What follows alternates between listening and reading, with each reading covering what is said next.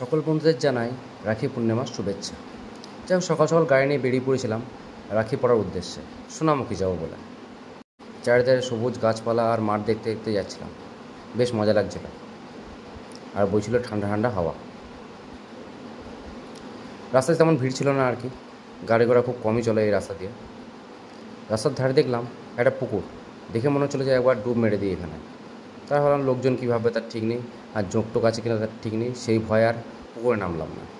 তাড়াহুড়ো করে দিদির বাড়িতে পৌঁছালাম, কোনো মতে ফ্রেশ হয়ে বসে পড়লাম রাখি বাঁধার জন্য।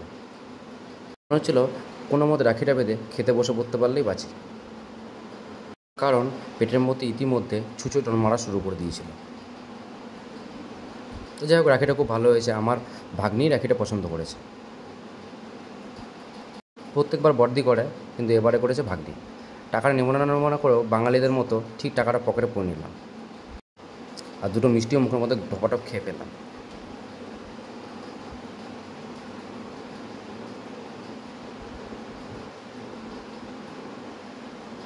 রাখিতে সাধারণত ভাইয়ের পকেট থেকে টাকা পয়সা যায়, দুঃখের বিষয় আমার পকেট টাকা ভরে গেল, এটাই যা।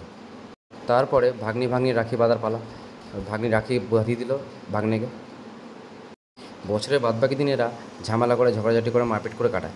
যাই হোক, এই একটা দিন অন্তত শান্তিতে কাটাচ্ছে, তেমন ঝুট ঝামেলা করেনি আর কি। ভাই মিষ্টি খাওয়ানোর সময় একটু বদমাশি করছিল, চামচটাকে কামড়ে ধরেছিল, ছাড়ছিল না কোনো মতে। যাই হোক, বেশি মিষ্টি খায়নি, আমার মতো গাদাগুচি মিষ্টি খায়নি, একটাই মিষ্টি খেয়েছে। ভাগ্নি গিফটের কথা বলে ভাগ্নে বললো গিফট নাই। পরে দেখলাম আবার 100 টাকা একটা নোট দিয়েছে, সেটা নিয়ে দাঁড়িয়ে গেল আমার ভাগ্নি। অনেকক্ষণ অপেক্ষা করার পর ছড় দিয়ে চলে এলো রাখি বাঁধতে। ছড়ি দেওয়া রাখিটাও খুব সুন্দর ছিল। যাই হোক, মিষ্টি অনেক কিছু নিয়ে এসেছিলো আমার জন্য, আলাদা রকম বিভিন্ন রকম মিষ্টি নিয়ে এসেছিলো। আর গিফট বলতে এদেরকে দিয়েছি একটা নাইটি আর একটা শাড়ি আর কি, বেশি কিছু দিতে পারিনি, যেটুকু পেরেছি সেটুকু দিয়েছি।